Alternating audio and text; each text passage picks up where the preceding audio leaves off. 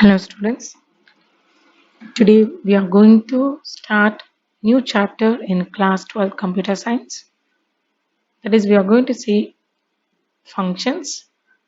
In that, we have already seen some built-in functions like square root, ceil, random and all. Now we are going to see how user-defined functions can be written. Main objective is how we can write a function, that is defining a function. Then how you can call the function that you have written and what are the types of arguments. First, definition of user-defined function. User-defined functions are made by the user as per their requirements. That is, we can write our own function. It is a group of related statements that performs a specific task. So if you want to you make use of factorial again and again. For factorial, for example, NCR formula is n factorial by r factorial into n minus r factorial. 3 times factorial is coming. So you can write factorial once and you can just call it 3 times. Okay. Whereas if you write factorial coding, suppose factorial is of 5 lines of coding. So n factorial 5 lines, r factorial 5 lines, n minus r factorial 5 lines. Total 15 lines you have to write. Whereas if you write a function, user defined function, you can write once and you can call 3 times.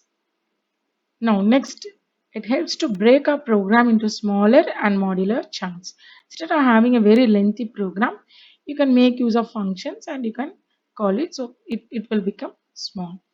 We can use them in any part of a program by calling them. That's what I said. You can write once and you can make use of it. You can call it as many times as you want throughout your program. Now let us see how to write a function. Students, be attentive. It's very important. Okay. First, now this is the syntax for function. Df is the keyword that indicates it is the function. After df, you can see the function name. So you can write your own function name. Same rule as that of identifier is applicable here. That is, it cannot be a keyword.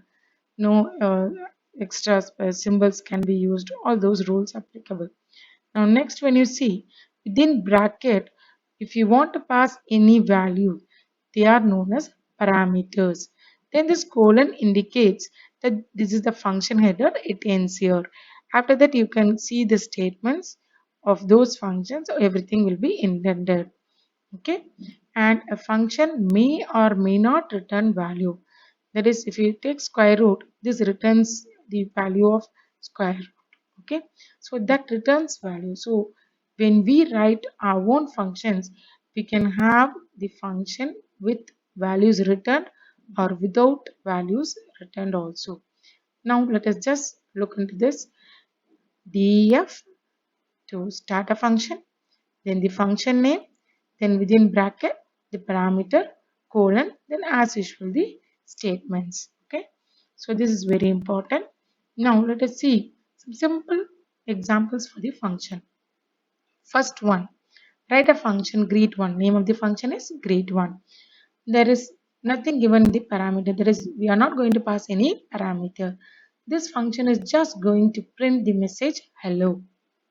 Now see the function df greet1 of colon. So df indicates it is the function, greet1 is the name of the function.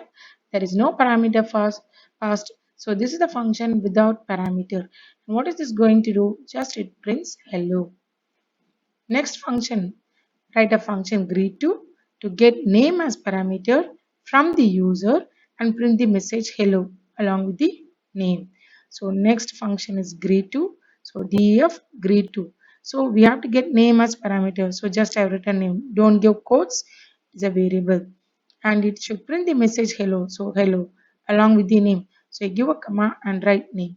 So if user calls this, that will be printed here. Now see how to call. Just if you write greet1 off, it will print hello. Whereas if you write greet to everyone, it will print hello everyone. If you write greet to of Priya, it will print hello Priya. That's all for today's class.